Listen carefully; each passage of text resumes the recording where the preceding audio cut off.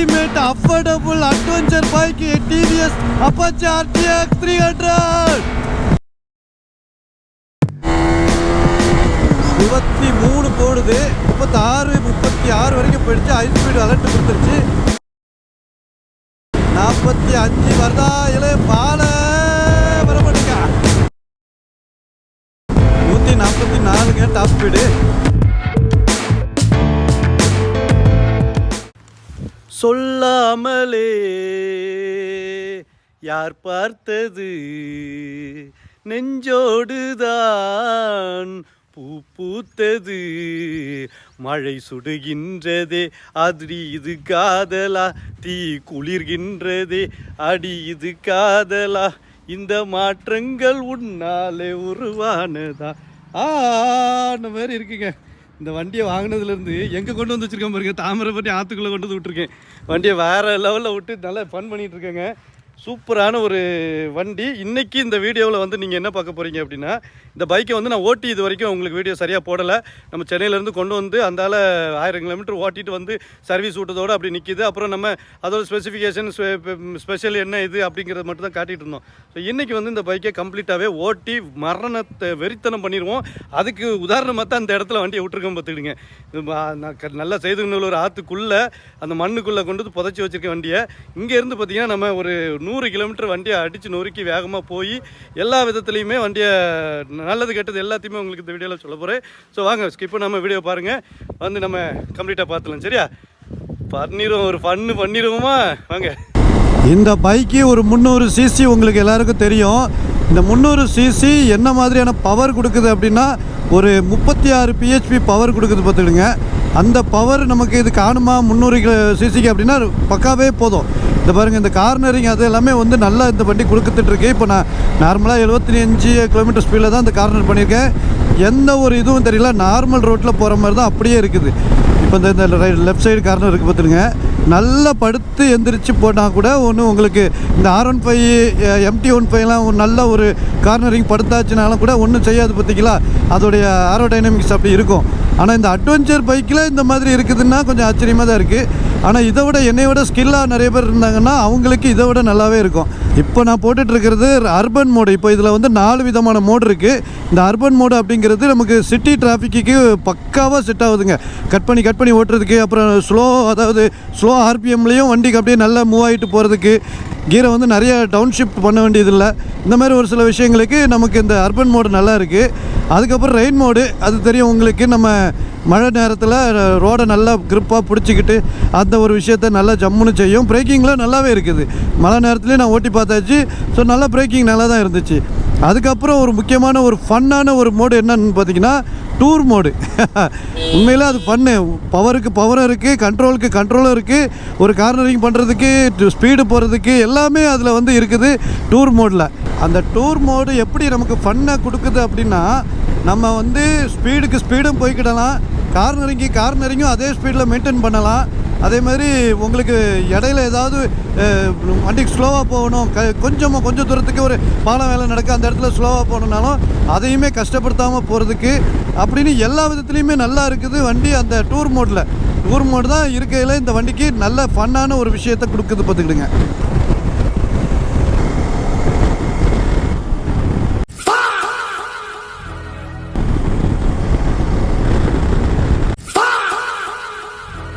ஓய்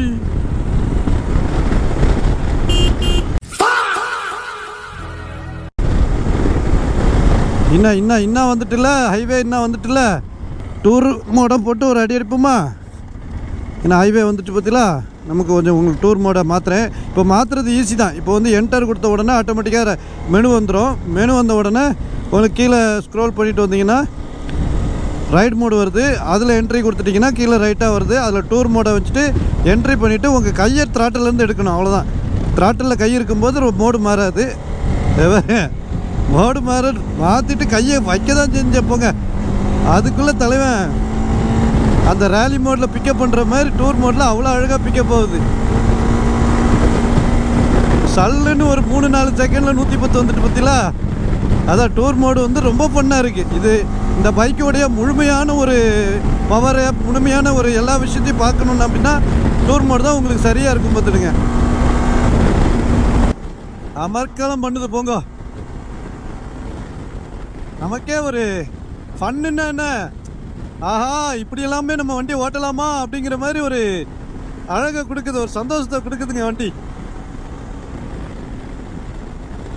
கார்னர்லாம் பாருங்கள், அப்படியே ஹை ஸ்பீடில் போயிட்டு இருக்கும்போது அப்படியே நல்லா படுக்குது.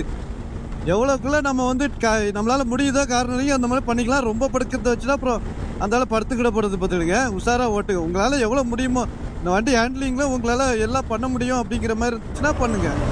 ஒரு ட்ரோன் ஷாட் விடுறதுக்கு ஒரு பைக்கராக இருந்தால் என்ன மாதிரியான கஷ்டம்லாம் இருக்கும் அப்படிங்கிறது உங்களுக்கு தெரியாது பார்த்துடுங்க. ஒரு ஹைவேல நம்ம நிறுத்திட்டு ஒரு பைக்கை எடுத்துகிட்டு நம்ம வண்டி விட்றோம்னுங்களேன், அந்த ட்ரோன் வந்து எந்த அளவுக்கு போகுது அப்படிங்கிறது எல்லாமே நமக்கு தெரியாது. ஆனாலும் அந்த ரிஸ்க்கையும் நம்ம எடுத்து தான் இந்த யூடியூப்பில் வீடியோ போடுறோம், யூடியூப்லேயோ இன்ஸ்டாகிராம்லேயோ. இப்போ நான் என் வண்டி ட்ரோனு ரெடி, நம்ம வந்து விட ஆரம்பிக்கலான்னு என் கையிலேருந்து தான் நான் விட போகிறேன்.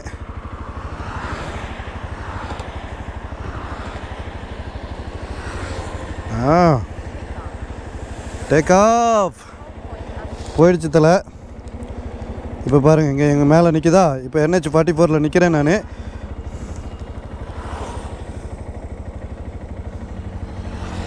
சூப்பரான ஒரு காட்சிங்க.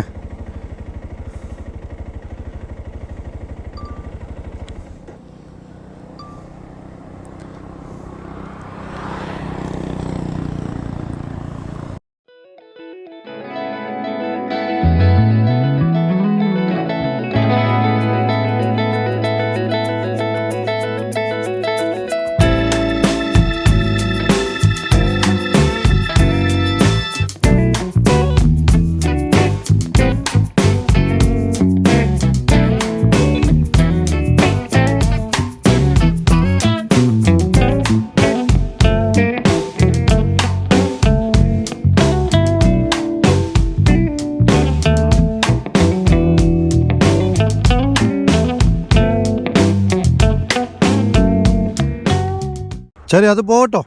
ஒரு கதையை ஒன்று இல்லை. இப்போ நான் என்ன பண்ண போகிறேன், 0 to 100 பார்ப்போம். ஏன்னா அதுவும் டூர் மோடில் தான். இப்போ உங்களுக்கு அது காட்டில் பற்றில 1லேருந்து ஆரம்பிக்குது. டக்குன்னு நான் 5000 RPM திருக்கிட்டேன். அதான் ஒரு தப்பு, அப்படி பண்ணக்கூடாது. 2வதுல 62, ஃபுல்லாக 80. ஆஹா, போக முடியலையே. இவங்க வந்து பிரேக் பண்ணியிருக்காங்களா, ஒரு யூட்டர்ன் ஒன்று போட்டிருக்காங்க இங்கே. ரம்பிள்ஸ் ஸ்பீட் பிரேக்கர் ரம்பிள்ஸ் பயங்கரமாக இருக்குது.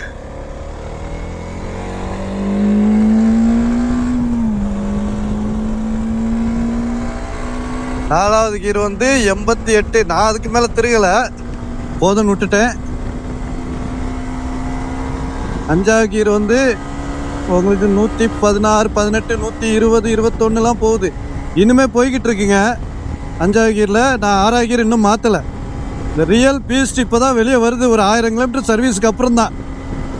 உண்மையில் நான் நாள் ஃபஸ்ட்டு இம்ப்ரெஷன் பெஸ்ட் இம்ப்ரெஷன் சொல்லுவாங்க. அந்த பெஸ்ட் இம்ப்ரெஷனில் நான் தப்பாக எல்லாம் முடிவு பண்ணிக்கிட்டேன். அதனால தான் இப்போ நான் ஓட்டி காட்டும் போது, இப்போ பாருங்கள், பகல் நேரம் நல்ல ஒரு விசிபிள் தெரியும் போது இந்த வண்டியோட ஃபுல் ஃப்ளெட்ஜை நம்ம பார்க்கலாம். ஃபுல் RPM கொடுத்து மாற்றணும் அப்படின்னாச்சுன்னா உங்களுக்கு அந்த பவர் வந்துடுதுங்க. உங்களுக்கு என்ன கேட்குறமோ அந்த பவரை கொடுத்துருது. இப்போ 5வது கீரில் எனக்கு வந்து 133 போடுது. 36, 36 வரைக்கும் போயிடுச்சு. ஹை ஸ்பீடு அலர்ட் கொடுத்துருச்சு. இப்போ நான் 6வது கீரில் 137, 139, 41, 42, 43, 44, 45 வருதா? இல்லை பால வரமாட்டேங்க. 144 டாப் ஸ்பீடு முடிஞ்சிருச்சு. அதோட டாப் ஸ்பீடோட கணக்கு முடிஞ்சு போச்சு. 144ங்க டாப் ஸ்பீடு. இதுக்கு மேலே நல்லாவே ரோடு இருக்குது, விசிபிள் காற்றுலாம் இல்லை, ஃப்ரீயாக தான் இருக்குது. பட் 44க்கு மேலே நல்ல RPM full high speed alert அப்படிங்கிற ஒரு விஷயம் வந்துருச்சு. அதனால் நம்ம இதுக்கு மேலே திருக முடியாது. ஸோ வண்டியோட டாப் ஸ்பீடு நான் பார்த்தது 144. நீங்கள் தான் செக் பண்ணீங்க தானே?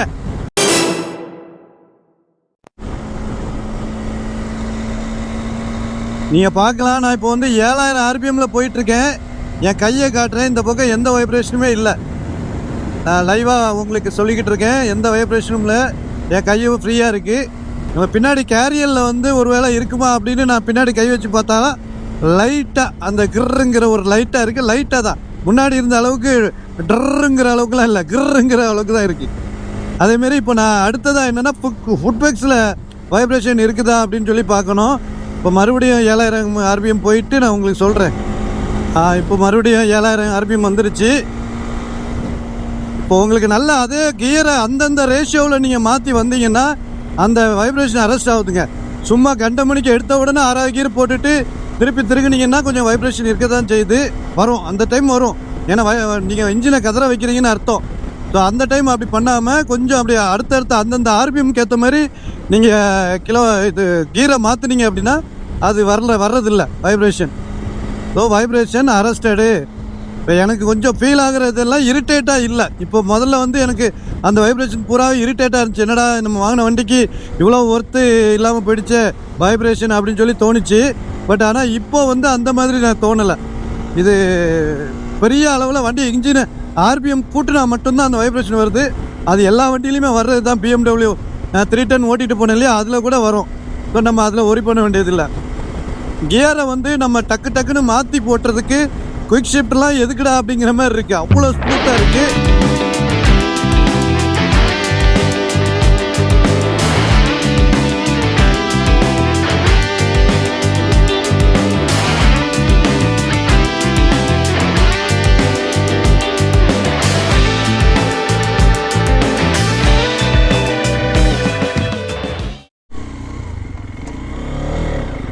லைட்டாக அப்படியே உங்களுக்கு ஒரு சின்ன சின்ன ஆஃப் ரோடு மாதிரி இருக்குது பார்த்துடுங்க.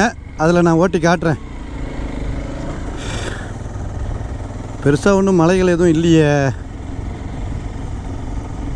இப்போ நான் வந்து டூர் மோடு தான் போட்டிருக்கேன். டூர் மோட்லேருந்து இப்போ ரேலி மோடு போட்டேன்னா இப்போ இங்கே உள்ள மண் ஏதாவது கலண்டு மேடு பாரு இருக்கிறதுலலாம் கொஞ்சம் பறந்து ஓட்டுறதுக்கு நல்லாயிருக்கும். நான் ஸ்டாண்டிங்கில் தான் கம்ப்ளீட்டாகவே போயிட்டுருக்கேங்க. வாங்க ஐயா, வாத்தியார் ஐயா. கடைன்னு அடிச்சுட்டு வருதுங்க. Suspension ultimate. கடைன்னு இந்த செடிக்குள்ளே போகும்போது அது எப்படி கடைன்னு இருக்குமோ அது அப்படியே அடிச்சுட்டே வருது. வாட்ட கருவாடு இந்த மாதிரி இருக்குது.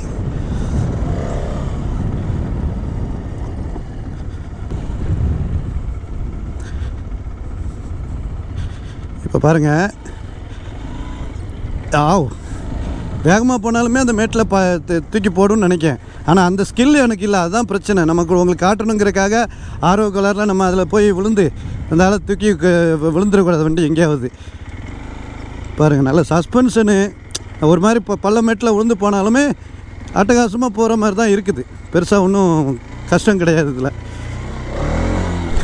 ஓப்பா, சூப்பருங்க காய்ஸ். உங்கள் முன்னாடி நிற்கிற அப்பாச்சி RTX பாருங்கள். ஒரு ஆஃப் ரோடு கிங்குன்னு சொல்ல முடியாது, ஆஃப் ரோடு டம்மின்னு சொல்ல முடியாது. மிட்டாக உங்களுக்கு ஒரு ப்ரீமியம் பைக்காகவும் இருக்குது, ஒரு டூரிங்கில் அட்டகாசம் பண்ணுற ஒரு பைக்காகவும் இருக்குது. ஆஃப் ரோடில் ஒரு 30% ஆஃப் ரோடு பண்ணுறதுக்கு ஏற்ற மாதிரியும் இருக்குதுங்க.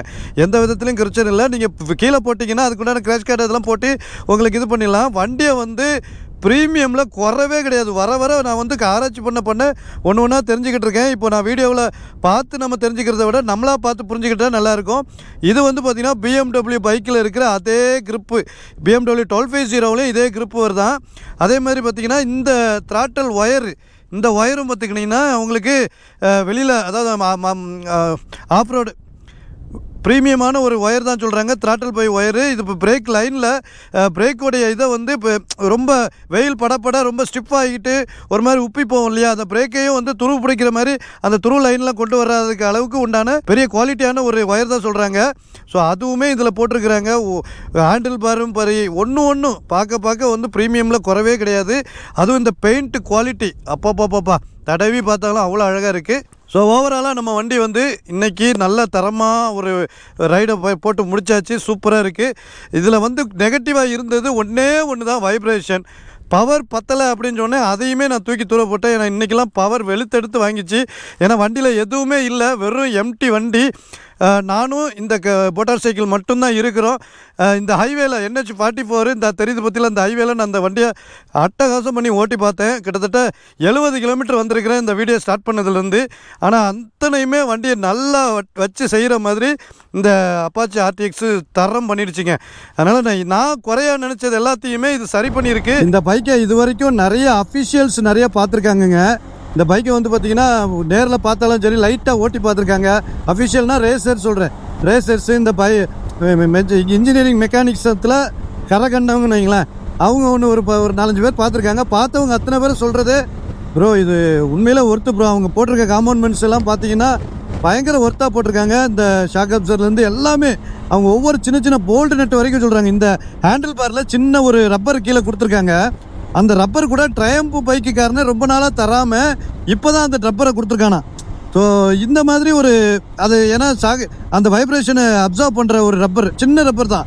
ஆனால் இந்த ரப்பர் அந்த இடத்துல போடுற டெக்னாலஜிங்கிறது கொஞ்சம் அதிகமாக இருக்குது. ஸோ எல்லாத்தையுமே அந்த மாதிரி போட்டு இது வந்து இப்போ ஒர்த் ஆஃப் மணி ப்ளஸ் வண்டியை வந்து ப்ரீமியமாக போட்டாங்க ப்ரோ. அதனால் இது வந்து நீங்கள் குறை சொல்கிறதுக்கு ஒன்றுமே கிடையாது அப்படின்னு தான் சொல்கிறாங்க. அதே தான் நானும் வந்து உங்கள்கிட்ட சொல்கிறேன். வீடியோவில் நமக்கு இன்னும் வந்த மருமக சரியில்லைங்கிற மாதிரி கச்சாமச்சான்னு எதையோ சொல்லி விட்டுட்டோம். அதனால் நீங்கள் வாங்குறவங்க தைரியமாக சந்தோஷமாக வாங்கலாம். வெயிட் பண்ணி வாங்குறவங்க கூட ஒர்த்து தான் நான் சொல்லுவேன். வெயிட் பண்ணாலும் ஒர்த்தான ஒரு வண்டிக்கு தான் நீங்கள் வெயிட் பண்ண போகிறீங்க. அதனால் தைரியமாக நீங்கள் இருங்க, வெயிட் பண்ணுங்கள், நல்ல ஒரு வண்டியை நீங்கள் வாங்கிடலாம். சரியா? நம்ம அப்பாச்சி RTX 300ல் ஒரு பெஸ்ட்டு ஒரு ஃபியூச்சர் என்னென்னா, இதில் க்ரூஸ் கண்ட்ரோல் இருக்குது. அதுவும் பேஸ் மாடல் வரைக்கும் உண்டான பைக்காக இருந்தாலும் இதில் க்ரூஸ் கண்ட்ரோல் இருக்குது. இந்த க்ரூஸ் கண்ட்ரோல் ஒரு அல்டிமேட்டான ஃபியூச்சருங்க.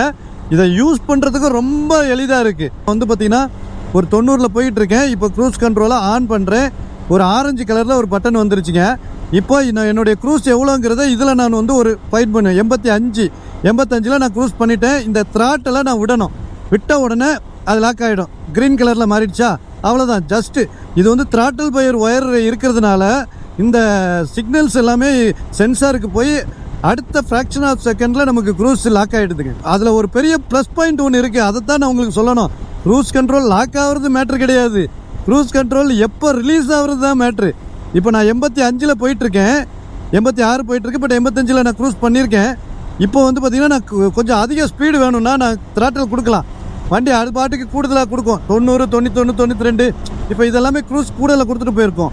இப்போ நான் ஸ்லோ பண்ணுறேன் அப்படின்னா இப்போ கூடுதலாக கொடுக்கும் போதும் இப்போ எங்கேஜாக தான் இருக்குது.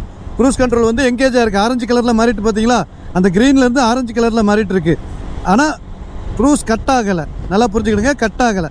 இப்போ நான் மறுபடியும் நான் த்ராட்டிலேருந்து எடுத்து 85க்கு வந்த உடனே ஆட்டோமேட்டிக்காக வண்டி வந்து இன்னும் எங்கேஜில் தான் இருக்குது. க்ரூஸ் வந்து எங்கேஜில் இருக்குது. பட் ஸ்லோ பண்ணுறது எல்லாமே அதுவே ஸ்லோ ஆகிடுது. நீங்கள் ஆஃப் பண்ணுற வரைக்கும் க்ரூஸ் கண்ட்ரோல் ஆஃப் ஆகலை. புரியுதுங்களா உங்களுக்கு?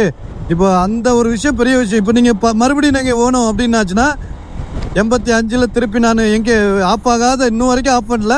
ஸோ இந்த இதை வந்து திருப்பி நான் என்கேஜ் பண்ணணும் அப்படின்னா இதில் வச்சா முடிஞ்சு போச்சு.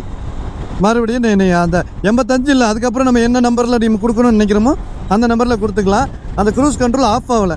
இப்போ நம்ம க்ரூஸை ஆஃப் பண்ணி திருப்பி ஆன் பண்ணணுங்கிற வேலை மிச்சம். அது எப்போவுமே என்கேஜாக இருக்குது. பட் நீங்கள் குறைச்சாலும் குறையுது, கூடினாலும் கூடுது. இது ஒரு பெரிய ப்ளஸ் பாயிண்ட்டுங்க. ஒரு அற்புதமாக இருக்குது. ஒர்த்து டிவிஎஸ் இதை செஞ்சது மறக்க முடியாத ஒரு அப்டேட்டுங்க இது. இப்போ இப்படியே போயிட்டு இருந்தோம்னா ஒரு 70-80ன்னு போயிட்டு இருந்தோம்னா அந்த மைலேஜும் வந்து பார்த்திங்கன்னா 30க்கு மேலே கொடுக்கும். இப்போ என்னுடைய வண்டியில் எவ்வளோ மைலேஜ் கொடுக்குன்னு உங்களுக்கு சொல்லணும் இல்லையா, அதை உங்களுக்கு சொல்கிறேன். அங்கே ஒரு இடத்துல நிறுத்திட்டு ஃபைனலாக நம்ம அப்பாச்சி RTXோட மைலேஜ் இங்கே பாருங்கள். 28.2 கிலோமீட்டர் கொடுத்துருக்கு. Average fuel economy, average speed வந்து 56 கிலோமீட்டரில் வந்துட்டுருக்கேன். நமக்கு வந்து ரேஞ்சு இருக்குது. இப்போ இது எப்படி அப்படின்னு நீங்கள் இப்போ ஒரு ஒரு டேங்கை எம்டி பண்ணி, அதாவது எம்டினா ரிசர்வ் வந்ததுக்கப்புறம் நம்ம டேங்கை ஃபுல் பண்ணி திருப்பி டேங்கை அதை ஓட்டிட்டு அது எவ்வளோ தூரத்துக்கு போதோ அதை வச்சு கால்குலேட் பண்ணால் கரெக்டாக வரும். இனி என்ன தான் டெக்னாலஜி கூடினாலும் இப்போ இந்த ஆவரேஜ் ஃபியூல் எக்கனாமி வந்து மிகச்சரியாக யாருக்குமே இருக்கிறது இல்லை. ஏன்னா 22.2ங்கும்போது ரொம்ப கம்மியாக தான் தெரியுது. பட் நான் சென்னையிலேருந்து வரும்போது எனக்கு 625 கிலோமீட்டர் எங்கள் வீடு, சென்னையிலேருந்து ஆரம்பித்து வீடு வரைக்கும் 2300 ரூபாய்க்கு நான் வந்து இப்போ பெட்ரோல் போட்டிருக்கேன். இப்போ 2300 போட்டிருக்கேன் அப்படிங்கும்போது உங்களுக்கு 625 கிலோமீட்டர், சரி 600 வைங்களேன், 600க்கு 2000 ரூபா பெட்ரோல் போட்டிருக்கேன் அப்படின்னாலும் நான் 20 கிலோமீட்டர், அதாவது 20 லிட்டர் பெட்ரோல் போட்டிருக்கேங்க. அப்போது 30 கிடைக்குது. 30 வந்து எனக்கு டபுள்ஸ் வச்சுருக்கேன். திருச்சி வரைக்கும் நான் பில்லியன் வச்சு தான் வந்திருந்தேன். ஸோ அதுக்கே வந்து இந்த வண்டி அவ்வளோ கொடுத்துருக்குது. ஒருத்து தானே. உண்மை வந்து ஒரு 80 கிலோமீட்டர் மெயின்டைன் பண்ணி அப்படியே கொஞ்சம் ஓட்டினேன் அப்படின்னாச்சுன்னா சத்தியமாக இந்த வண்டி கொஞ்சம் மைலேஜ் கூட தான் கொடுக்கும். 34 வரைக்கும் எடுத்துருக்கிறதா நார்த் இந்தியாவில் காட்டுறாங்க. பட் எனக்கு 28, 29.4 வரைக்கும் காட்டுச்சு. அவ்வளோதான். நம்மளுடைய ரியல் டைம் எக்கனாமியை பார்த்தோம் அப்படின்னா ஒரு 30 எனக்கு கொடுத்துட்ருக்கு. இப்போது வரைக்கும் 30 கொடுத்துட்ருக்கு. இப்போ நான் வந்து உங்களுக்கு டெஸ்ட்டு பண்ணுறதுக்காக நிறைய இடத்துல வண்டியை த்ராட்டெல்லாம் நிறையா பண்ணி ஓட்டுறதுனால ஒரு வேளை இருக்கலாம். ஒரு ஸ்மூத்தாக ஓட்டிட்டு கரெக்டாக மைலேஜை மெயின்டைன் பண்ணுற மக்களுக்கு இது ஒர்த்து தான் 30, 34 வரைக்கும் கண்டிப்பாக எடுத்துக்கலாங்க. ஓகே கைஸ், டெஸ்ட் பண்ணுறேன்னு நான் வந்திருக்க இடம் எங்கே தெரியுமா? நார்வேல் பக்கம் வந்துட்டேன். வள்ளியூர் தாண்டி பணக்குடி பக்கத்தில் இருக்க பார்த்தீங்கன்னா இங்கேருந்து ஒரு 10-15 கிலோமீட்டர் போனால் நார்வேலே வந்துடும். எவ்வளோ வீட்டிலேருந்து 80 கிலோமீட்டர் ட்ராவல் பண்ணி வந்திருக்கேன். பக்காவாக எல்லாமே டாப் ஸ்பீடு எல்லாமே ஓட்டி பார்க்கணுன்னா அந்த குண்டு சட்டிக்குள்ளே ஓட்டினா ஆகாதுல்ல, அதனால் கொஞ்சம் நல்லா தள்ளி வந்துட்டேன். ஆனால் என்ன எனக்கு இப்போ தோணுது, இவ்வளோ தூரம் வந்துட்டோம், சிரஞ்சீவி காருவை பார்த்துட்டு வந்துடுவோன்னு விஜய் சொன்ன மாதிரி இவ்வளோ தூரம் வந்துட்டோம். வண்டிக்கு வந்து கொஞ்சம் பிபிஎஃப் ஓட்டணும்னு ஆசை. இங்கே வள்ளியூரில் ஏஎன்டி கார்ஸ்பான்னு ஒரு நமக்கு அண்ணன் ஒருத்தர் நம்ம கிரேட்டாவுக்கு சூப்பராக பண்ணி கொடுத்தாப்புல. அவரை போய் மீட் பண்ணிவிட்டு இந்த வண்டிக்கு நம்ம பிபிஎஃப் போட்டுறதுக்கு ஒரு ஐடியா கேட்டு வருவோம். ஏன்னா நான் இது வரைக்கும் வச்சுருக்கிறது எல்லாமே இரும்பு வண்டி தான் வச்சுருக்கேன். அதாவது இரும்புனா ஃபுல்லாகவே மெட்டலாக தான் இருக்கும், பிளாஸ்டிக் ஐட்டமே இருக்காத வண்டி தான். அதாவது கரும்புலியாக சரி, இல்லை புறவியாக இருந்தாலும் சரி, இல்லை இமாலயானா இருந்தாலும் சரி, எல்லாமே இரும்பாக தான் இருந்துச்சு. இந்த வாட்டி தான் பக்கா பிளாஸ்டிக், இங்கே பிளாஸ்டிக் அங்கே பிளாஸ்டிக், எல்லா இடமும் பிளாஸ்டிக்காக இருக்க வண்டி நம்ம வாங்கியிருக்கிறோம். ஸோ இதுக்கு கிராச்சஸ் ஆகிற வாய்ப்பு நிறைய இருக்குது. அதனால் இந்த வண்டியாக எவ்வளோ சூப்பரான ஒரு வண்டியாக ஆகிப்போச்சு. எனக்கு இந்த ஒரு பார்க்க பிடிக்கும்பாங்களே அந்த மாதிரி ஒரு வண்டி வாங்கி ஒரு 10 நாள் ஆச்சு. 10 நாளில் அவ்வளோ ஒரு ஃபால் இன் லவ்வில் விழுந்தாச்சு. அதனால் இதை வண்டியை பாதுகாப்பாக வச்சுக்கிடுவோம், லைஃப் லாங் வச்சுக்கிடுவோம் அப்படின்னு ஒரு தோணி போச்சு. இந்த வீடியோ கண்டிப்பாக உங்களுக்கு பிடிச்சிருக்கும். பிடிச்சிருந்தா சப்ஸ்கிரைப் பண்ணிவிட்டு கூட இருக்க பெல் ஐக்கான் டிங் கிளிக் பண்ணுங்கள். காயல் அட்வென்ச்சர் கொஞ்சம் அட்வென்ச்சர் அதிகமாக தான் போய்கிட்டு இருக்கான்னு நினைக்கிறேன். இந்த மாதிரிலாம் பாருங்கள், ஹை ரிஸ்க்லலாம் இந்த வீடியோ நான் நிறைய பண்ணியிருக்கேன். என் வயசுக்கு இது அதிகம் தான். ஆனால் இந்த பைக்கை வாங்க போகிற நிறைய பேருக்கு என்னுடைய இந்த வீடியோ கொஞ்சம் கண்டிப்பாக பிரயோஜனமாக இருக்குங்கிற ஒரு நம்பிக்கைக்காக தான் இவ்வளோ முயற்சி எடுத்து இவ்வளோ கஷ்டப்பட்டு உங்களுக்காக இந்த வீடியோ கொடுக்குறேன். சரிங்களா? ஆபத்து தான். நான் எனக்குன்னு ஒரு லிமிட் இருக்குது. ஸோ அந்த லிமிட்டில் தான் பண்ணுறேன். கவலைப்படாதீங்க. உங்களுக்காக பண்ணுறதுனால அந்த சந்தோஷமாக பண்ணிக்கிட்டுறேன். சரியா? ஸோ இந்த வீடியோவை இதோட முடிச்சுக்கிறேன். வீடியோ பிடிச்சதை சப்ஸ்கிரைப் பண்ணிவிட்டு கூட இருக்க பெல் ஐக்கான டிங் கிளிக் பண்ணுங்கள். நெக்ஸ்ட் சூப்பரான ஒரு அட்வென்ச்சரில் வந்து சந்திக்கிறேன். பாய்.